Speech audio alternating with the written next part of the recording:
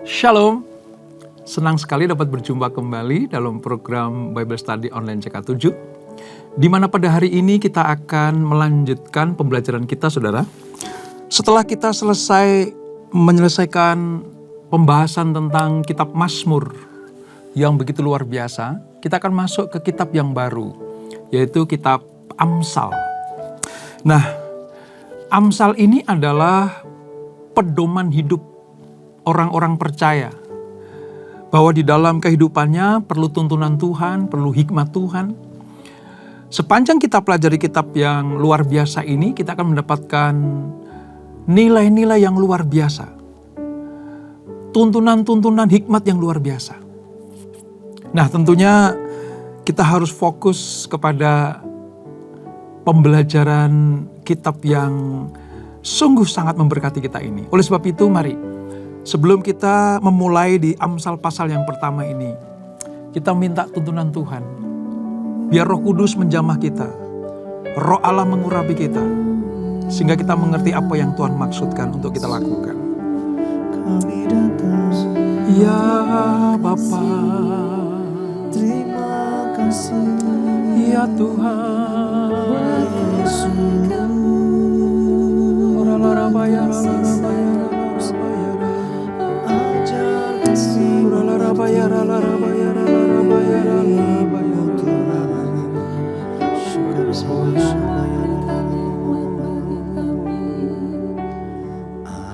ajar ku mengerti segala rencanamu, ajar ku berserah hanya padamu. Pimpinlah jalanku dalam terang firman-Mu, ajar ku berharap hanya padamu.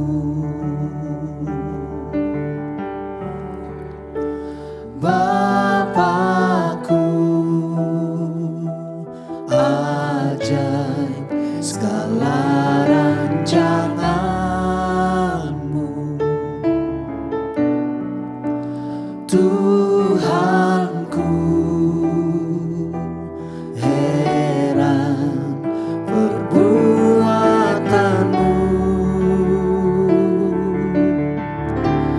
Engkau sanggup mengadakan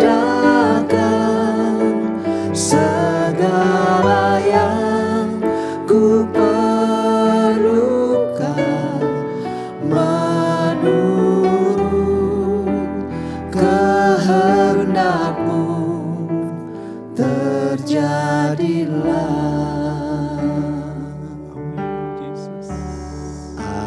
Ajar ku mengerti segala rencana-Mu,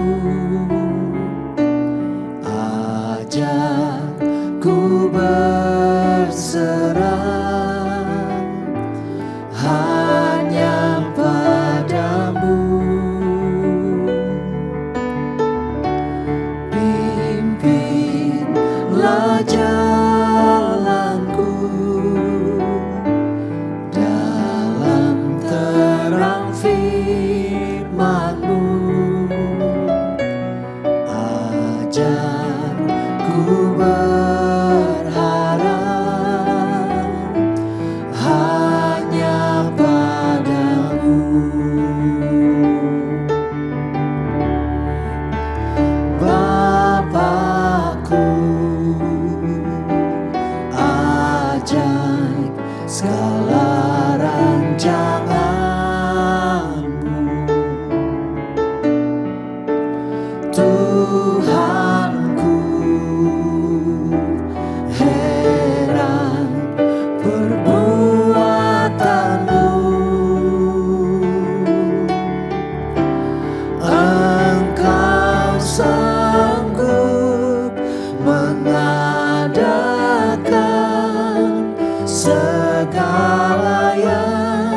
ku perlukan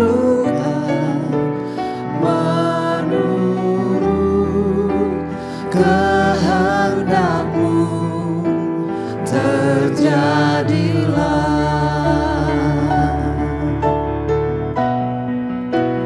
Bapakku, ajaib segala rancangan-Mu,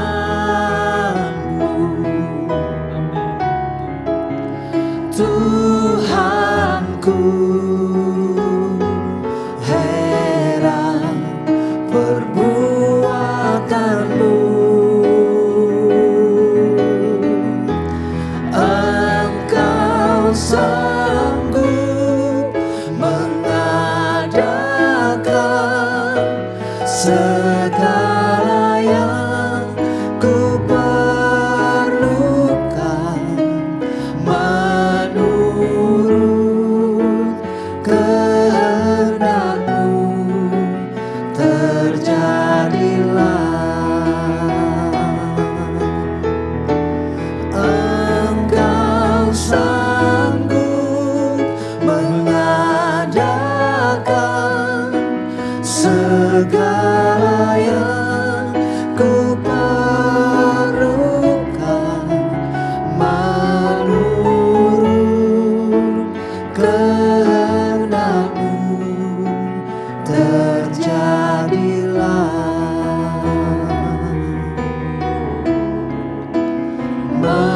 Menurut kehendak-Mu, terjadilah.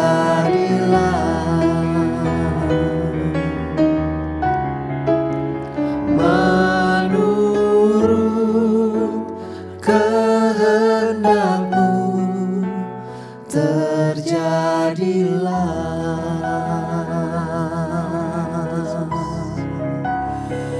Ajar kami mengerti, ya Tuhan, segala firman-Mu,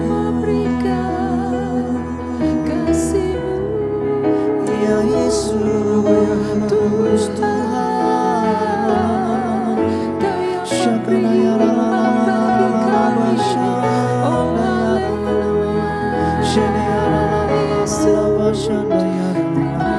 Syakana la la la la la la terima kasih Yesus.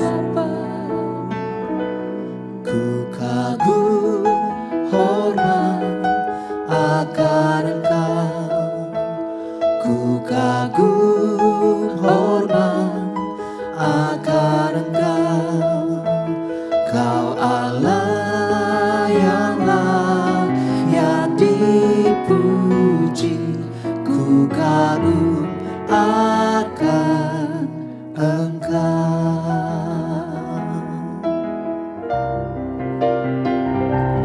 Kau sungguh indah tiada taranya, sungguh menakjubkan,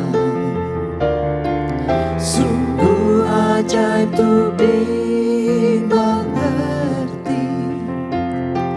lebih dari semua yang ada.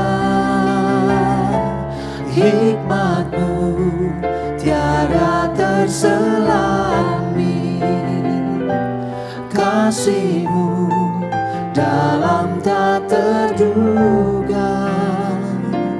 Kau sungguh indah tiada taranya, mulia dan berkuasa.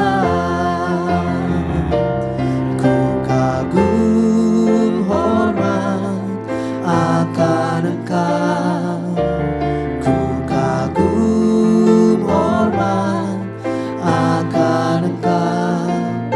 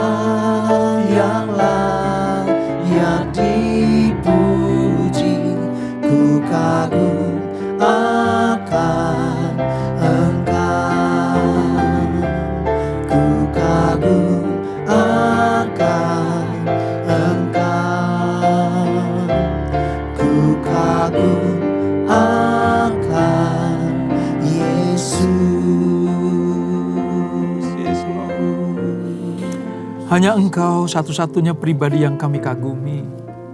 Sebab hikmat-Mu, kebijaksanaan-Mu tidak dapat dibandingkan dengan apapun juga Tuhan.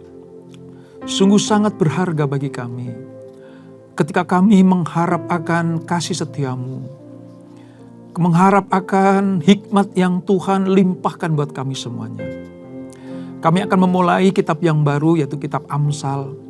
Kitab yang penuh dengan nasihat tentang hikmat. Biarlah kami terima dengan penuh sukacita. Kami pelajari dengan penuh sukacita. Sebab itulah yang kami perlukan untuk menjalani hari-hari kami. Urapi kami Tuhan.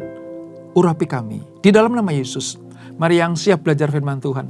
Sama-sama kita katakan amin. Nah saudara, kitab Amsal ini seperti yang saya katakan tadi bahwa setelah Mazmur, kitab yang baru kitab Amsal, ini kitab yang sungguh sangat kita perlukan saudara. Kitab Amsal ini ditulis oleh beberapa orang. Di antaranya adalah Salomo sendiri. Dari pasal 1 sampai 24 itu ditulis oleh Salomo. Lalu ada seorang yang namanya Hizkia. Hizkia ini menulis di pasal yang ke-25 sampai 29. Berikutnya ada yang namanya Agur.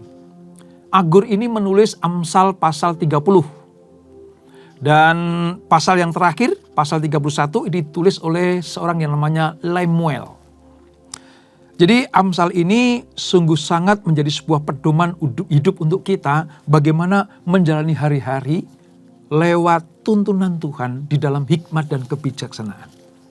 Nah, kitab ini ditulis sekitar tahun 950 sampai 700 sebelum Masehi. Jadi lama sebelum Yesus lahir. Kitab ini mengajarkan berbagai hikmat dan pengertian di dalam setiap persoalan hidup kita. Kepada orang yang pandai dan cerdik pandai itu Tuhan berikan tuntunan.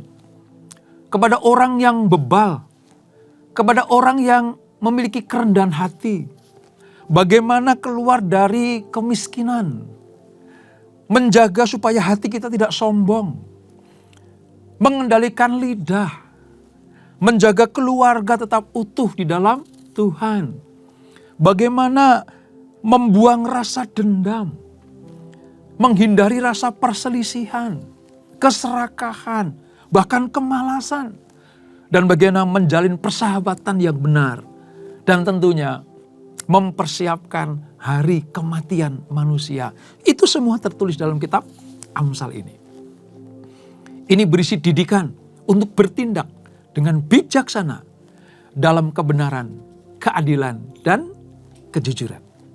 Nah mari saudara kita baca di pasal 1 ini ada sekitar 33 ayat. Kita tidak akan baca semuanya, kita ambil inti-intinya saja. Di Perjanjian Lama halaman sekitar 681. Kita akan baca ayat 1 sampai dengan ayat yang ke-7 terlebih dahulu. Demikian firman Tuhan, tujuan Amsal ini ditulis. Amsal-amsal Salomo bin Daud Raja Israel. Untuk mengetahui hikmat dan didikan. Untuk mengerti kata-kata yang bermakna. Untuk menerima didikan yang menjadikan pandai. Serta kebenaran, keadilan, dan kejujuran. Untuk menerima didikan yang menjadikan pandai. Ini artinya kita dituntun supaya kita menjadi orang yang bijaksana dan tentunya cerdas dan pandai. Ayat yang keempat. Untuk memberikan kecerdasan kepada orang yang tak berpengalaman. Dan pengetahuan serta kebijaksanaan kepada orang muda. Baiklah orang bijak mendengarkan dan menambah ilmu. Dan baiklah orang yang berpengertian memperoleh bahan pertimbangan. Untuk mengerti amsal dan ibarat, perkataan dan teka-teki orang bijak. Takut akan Tuhan adalah permulaan pengetahuan. Tetapi orang bodoh menghina hikmat dan didikan. Nah, dari apa yang kita baca ini, Salomo memberikan sebuah pengantar. Jika kita ingin disebut sebagai orang yang bijak, pandai di dalam segala segi kehidupan. Disebut juga sebagai orang yang berpengetahuan. Bukan orang yang bodoh. Bukan orang yang pandir atau orang yang tidak mau berjalan dengan akal sehat. Maka inilah kitab yang diperlukan. Inilah kitab yang diperlukan. Untuk apa? Berjalan di dalam kebenaran-kebenaran. Amsal itu juga di dalamnya ada pepatah, ada perbandingan atau pertanyaan singkat padat yang mengungkapkan suatu prinsip atau sebuah pengamatan tentang perilaku manusia dari sudut pandang Allah. Nah, amsal-amsal ini digubah untuk apa, saudara? Mengajarkan umat Allah, khususnya kaum muda, bagaimana menjalani hidup yang menyenangkan Tuhan. Inti dari kitab Amsal itu sebenarnya itu, saudara. Anak-anak muda diajar oleh orang-orang yang berpengalaman, orang-orang bijak seperti Salomo ini, supaya hidup mereka betul-betul ada di dalam kehidupan yang menyenangkan Tuhan. Juga mereka diharap memiliki hidup yang berhasil, tentunya berbahagia, dan menjauhi kesusahan-kesusahan hidup yang diakibatkan oleh dosa dan kesalahan. Jadi sedemikian perlunya kitab ini disampaikan masuk dalam kanonisasi Perjanjian Lama, supaya orang-orang muda memiliki hidup dalam kebijaksanaan di dalam menata masa depannya. Ini penting sekali. Dan itu luar biasa buat kita semuanya. Nah, seperti saya katakan tadi, pasal 1 ini ditulis oleh Salomo. Ini raja ketiga Israel. Dia menggubah banyak amsal, saudara. Di pada masa permulaan pemerintahannya, kita pernah pelajari kan, Salomo berdoa memohon hikmat. Salomo minta hikmat dari Allah. Dan Allah mengabulkan permohonan itu. Kalau saudara ingat, dalam 1 Raja-Raja pasal yang ketiga, disebutkan bahwa Salomo mendapatkan hikmat Allah. Sehingga dengan hikmat itulah Salomo berjalan di dalam kebijaksanaannya. Bahkan di pasal yang keempat dari 1 Raja-Raja, Salomo itu disebut menggubah 3.000 amsal dan 1.005 nyanyian. Ini orang yang luar biasa. Walaupun sebenarnya nanti di masa-masa tuanya, masa-masa kejayaannya, ya, Salomo itu tidak mengikuti hikmat yang dia ajarkan. Tidak mengikuti hikmat yang dianugerahkan Allah kepadanya. Karena ia gagal untuk bertekun di dalam takut akan Tuhan. Sebab hati Salomo menyimpang dari Allah. Itu 1 Raja pasal yang ke-11. Tetapi apapun yang terjadi, selama firman ini keluar dari mulut Allah, lewat orang yang diurapinya, maka pengajaran-pengajaran tentang kebijaksanaan ini sungguh sangat bermanfaat buat saudara dan saya. Jadi, sekedar mengetahui atau mengajarkan prinsip-prinsip moral firman Allah tidak cukup untuk memastikan kehidupan seseorang di dalam kerohaniannya. Jadi harus selalu ada rasa takut akan Allah. Oleh sebab itu, sepanjang kita mempelajari Amsal, harus didasari atas takut akan Allah. Dan kehidupan yang bergantung penuh kepada Tuhan.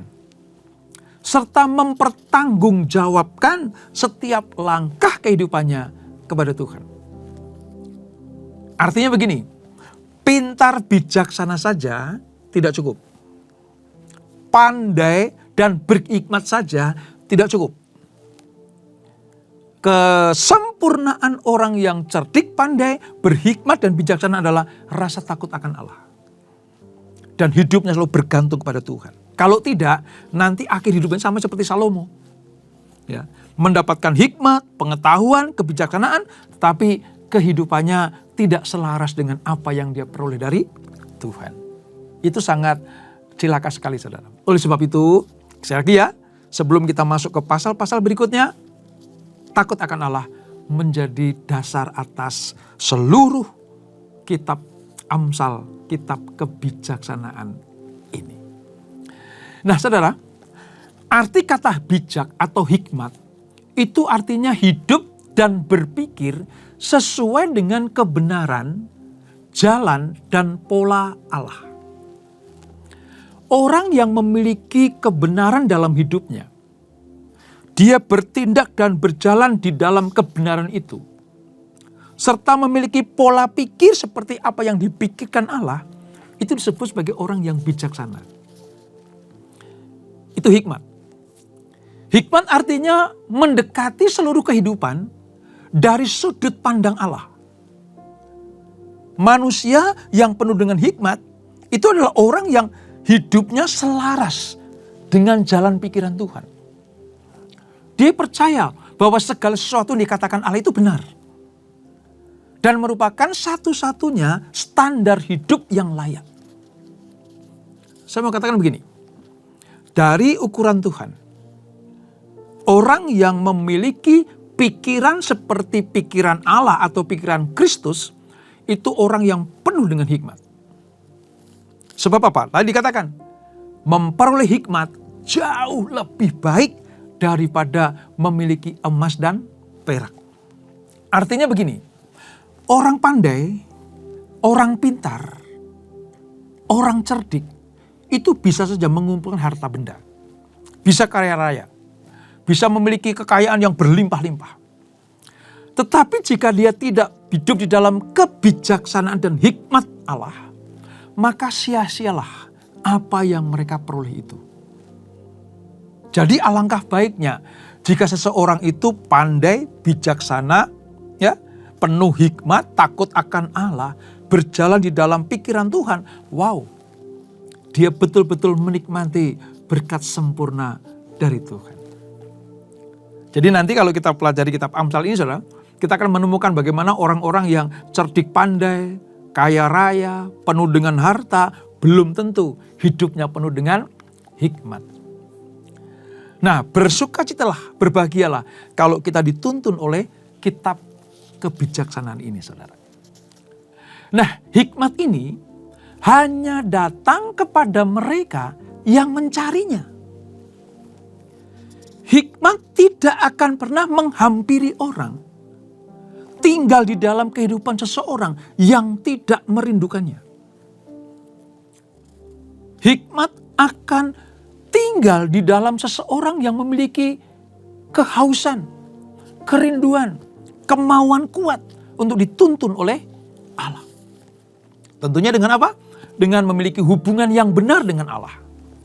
Mempelajari firman-Nya. Membaca, merenungkan dengan rajin. Setia untuk belajar tentang firman Allah. Seperti yang kita lakukan di dalam Bible Study Online CK7 ini. Ini betul-betul akan membuat kita dipenuhi dengan pikiran Tuhan. Kita akan benar-benar dituntun oleh kehendak Allah. Nah, Yesus Kristus yang oleh perjanjian baru disebut sebagai puncak hikmat Allah, itu mengajarkan bahwa kita memperoleh hikmat dengan tetap tinggal di dalam firman-Nya. Orang yang memiliki hikmat untuk berjalan di dalam kebenaran, dia akan tinggal dalam firman ini. Dengan tinggal di dalam firman, maka hidupnya itu dikuasai oleh firman. Orang itu akan membiarkan firman Allah tetap tinggal di dalam dirinya. Dan dengan menyerahkan hati, pikiran, perasaan kepada Roh Kudus. Supaya apa? Supaya setiap langkah kehidupannya betul-betul selaras dengan hikmat yang dari Tuhan itu. Luar biasa, saudara. Nah, di ayat yang ke-7, ini betul-betul menjadi sebuah kunci, saudara. Ayat 7 bilang gini, saya ulang ya, saya bacakan. Takut akan Tuhan adalah permulaan pengetahuan. Sekali lagi, kalau kita ingin mendapatkan hikmat dari Tuhan, takut akan Tuhan, itu permulaannya. Namun kalau ada orang yang bodoh, itulah orang yang menghina hikmat dan didikan. Kita harus memiliki kekaguman yang penuh hormat pada kuasa, keagungan, dan kekudusan Allah.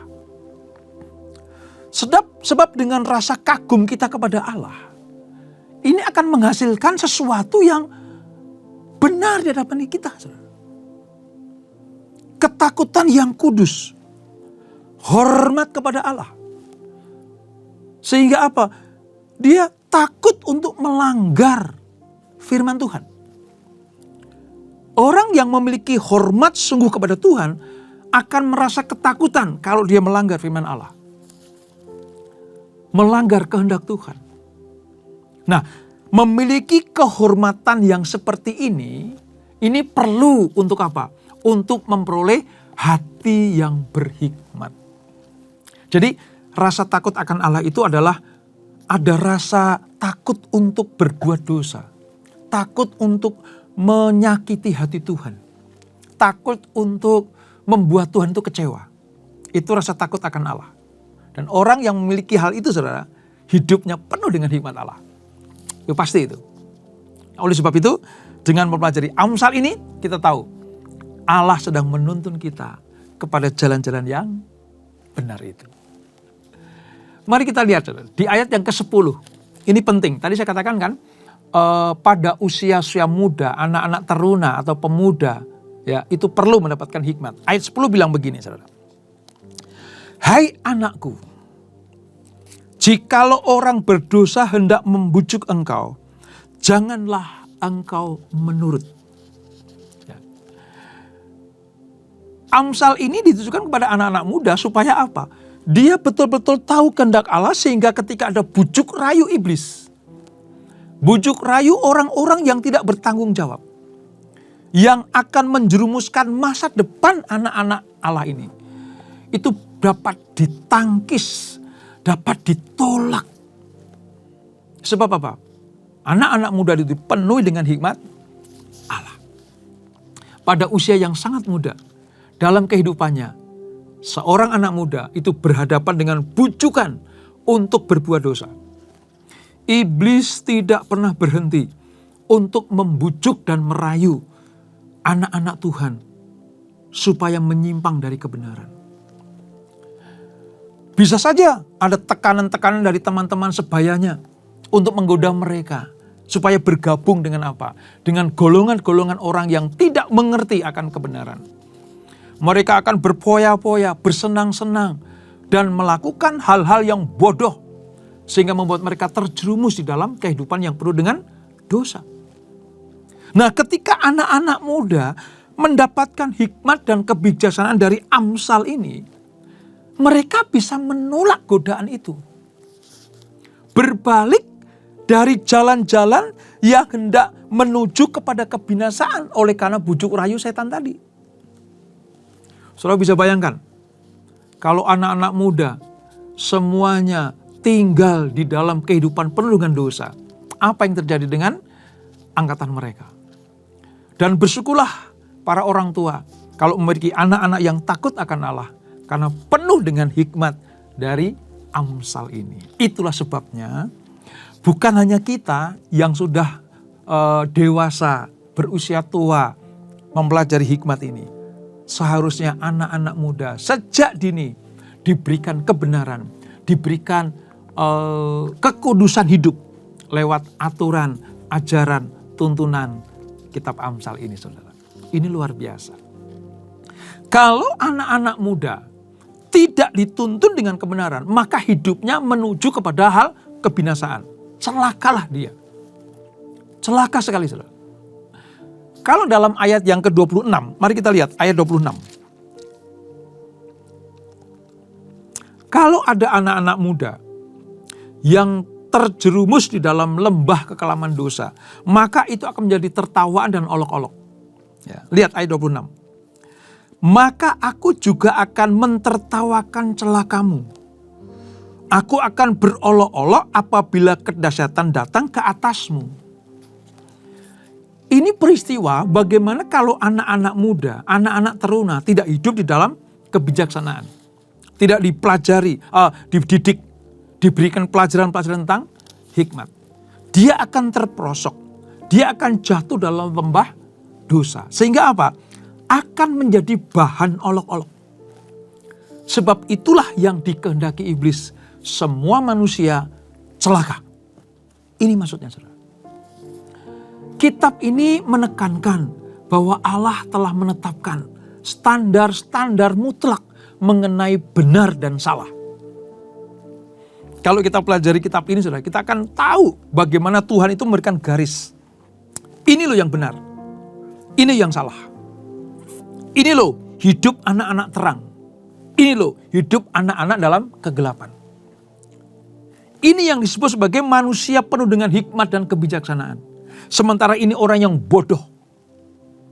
Allah memberikan standar-standar yang jelas mengenai kehidupan yang seturut dengan kebenaran, kekudusan, dan kesucian dibanding balik dengan kebodohan, keberdosaan yang akan menuju kepada celaka dan maut itu. Dengan demikian, kita akan mengerti ini yang harus kita lakukan dan ini yang tidak boleh kita lakukan. Saudara bisa bayangkan, Allah kita memberikan sebuah pedoman hidup seperti ini kepada umatnya. Tuhan kita yang kita kenal sebagai Tuhan Yesus Kristus itu memberikan sebuah tuntunan. Tuntunan. Sebab kita akan dibawa Tuhan kepada kehidupan yang kekal. Bukan kepada kebinasaan. Ingat Yohanes 10 ayat 10. Pencuri datang hanya untuk mencuri, membunuh, dan membinasakan. Tapi Tuhan datang untuk membawakan kita hidup di dalam kelimpahan. Hidup di dalam berkat Allah. Tentunya apa? Tentunya mereka yang mengambil keputusan berjalan di dalam kebenaran. Sebab begini saudara, semua keputusan kita itu ada pertanggungan jawabnya. Kita akan menuai apa yang kita tabur. Kitab Amsal menuntun kita kepada kebenaran, dan kalau kita melakukannya maka yang kita tabur adalah berkat, keselamatan, hikmat, hidup di dalam tuntunan Tuhan. Tapi sebaliknya, kalau kita mengikuti apa kata orang yang bodoh, orang-orang yang serakah, orang-orang yang tidak berhikmat, maka hidup kita akan menuju kepada jurang kebinasaan. Ya kita menuai kematian, celaka, kebinasaan. Itulah sebabnya mengapa kita bersyukur sekali lewat pelajaran firman Allah ini kita dituntun untuk jalan di dalam kebenaran. Ini saudara, ya, ini yang harus kita miliki. Makanya beberapa waktu ke depan ini sampai dengan pasal yang ke-31, ya, itu kita diberikan hampir setiap hari loh saudara. Kan kalender itu setiap bulan terbanyak harinya kan tanggal 1 sampai 31. Ya kan? Ada yang sampai 28 ada, 29 ada, 30 ada. Tetapi kan mentoknya itu 31. Bahkan Tuhan memberikan tuntunannya hari lepas hari, sepanjang bulan, penuh diberikan hikmat kebijaksanaan. Ada 31 pasal, cukup bagi kita setiap bulan kita mendapatkan berkat-berkat Allah. Karena setiap hari Tuhan menuntun anak-anaknya. Oleh sebab itu mintalah hati yang paham untuk mempelajari kitab Amsal ini. Salomo ketika diangkat menjadi raja saudara, ia berdoa begini. Berikanlah kepada hambamu ini hati yang paham. Nanti saudara buka ya, di dalam 1 Raja-Raja pasal yang ketiga ayat 9. Mengapa Salomo minta kepada Tuhan hati yang paham? Sebab kata paham di sini saudara, itu berarti kata mendengar. Akar katanya mendengar. Tapi bukan hanya asal mendengar, melainkan mendengarkan dengan penuh perhatian. Penuh perhatian.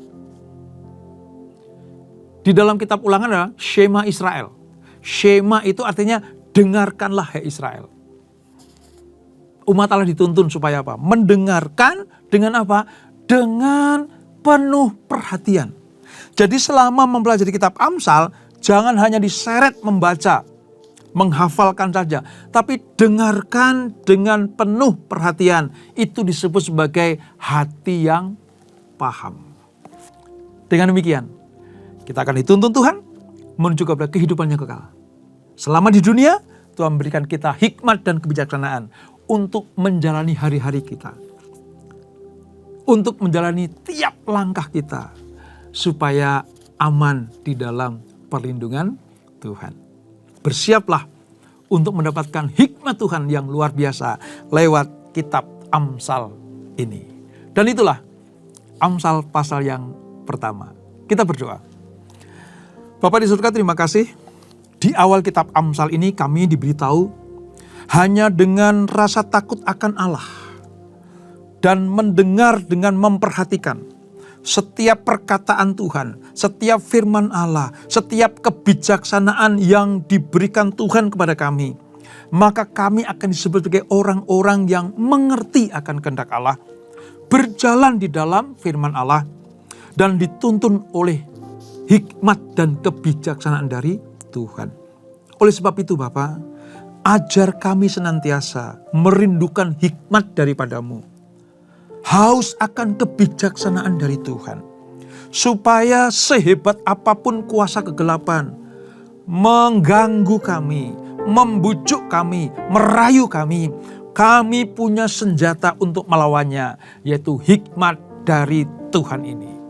Terima kasih Bapak untuk para penulis Amsal yang memberkati kami semuanya. Berkati anak-anakmu, berkati kami semuanya. Lewat Bible Study Online CK7, kami akan semakin dipenuhi dengan hikmat Allah dan kebijaksanaan ilahi. Sebelum kami berpisah, kami siapkan hati terima berkat yang daripadamu. Kekasih-kekasih Kristus, arahkan hatimu kepada Tuhan. Terimalah berkat kasih anugerah dari Allah Bapa yang berlimpah-limpah di dalam anaknya yang tunggal Tuhan Yesus Kristus, dan persekutuan yang manis dalam Roh Kudus menyertai kita semuanya. Mulai saat ini sampai Maranatha, Yesus datang yang kedua kali menjemput kita semuanya, bertemu di awan-awan yang permai, menikmati kemuliaan kekal sampai selama-lamanya. Yang diberkati, sama-sama kita katakan, amin. Tuhan Yesus memberkati.